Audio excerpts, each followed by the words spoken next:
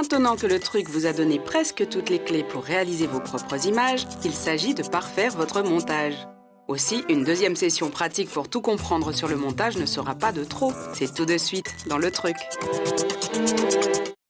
Aujourd'hui, suite de notre exposé sur le montage. Nous nous concentrerons cette fois-ci sur la pratique du montage, ou en tout cas certaines de ses figures de style.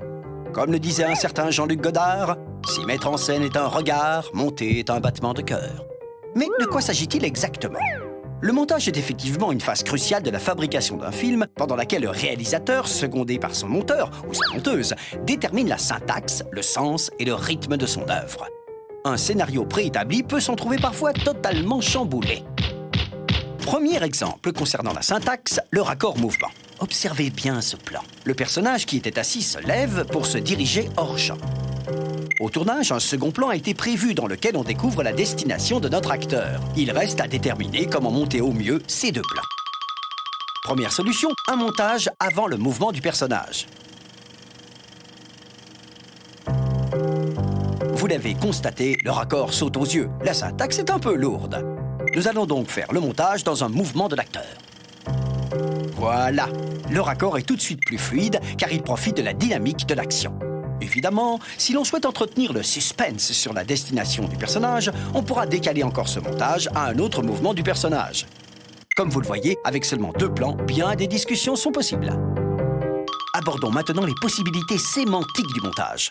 Nous allons reproduire une expérience effectuée par Lev Kuleshov en 1922, qui montre comment le sens d'un plan dépend de celui qui le précède.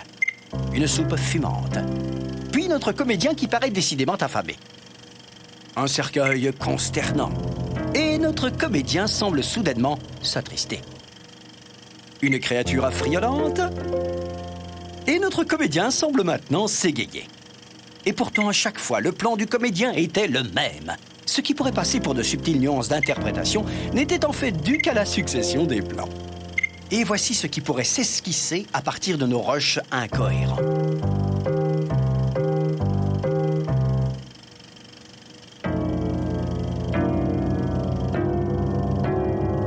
Et oui, nous avons là un début d'histoire haletant. Nous avons produit du sens en choisissant soigneusement l'ordre et la durée de nos plans. Quant au rythme, il est évidemment un des arguments majeurs du montage moderne qui tente à fragmenter de plus en plus l'action. Voici un montage exagérément rythmique de notre séquence précédente. De nombreuses figures de style sont ici invoquées, comme la répétition, le jump cut qui télescope un plan sur lui-même, etc., etc., etc. Mais le travail sur le rythme ne se fait pas que sur la durée des plans. Leur contenu et leur intensité lumineuse sont également déterminants. Bref, vous l'aurez compris, le montage permet bien des choses. On récapitule. Monter un film, c'est définir sa syntaxe en ajustant les liaisons entre les plans. C'est également manipuler son sens en agissant sur la succession des plans. C'est enfin élaborer son rythme en dosant la durée et l'intensité des plans. À bientôt pour un nouveau truc.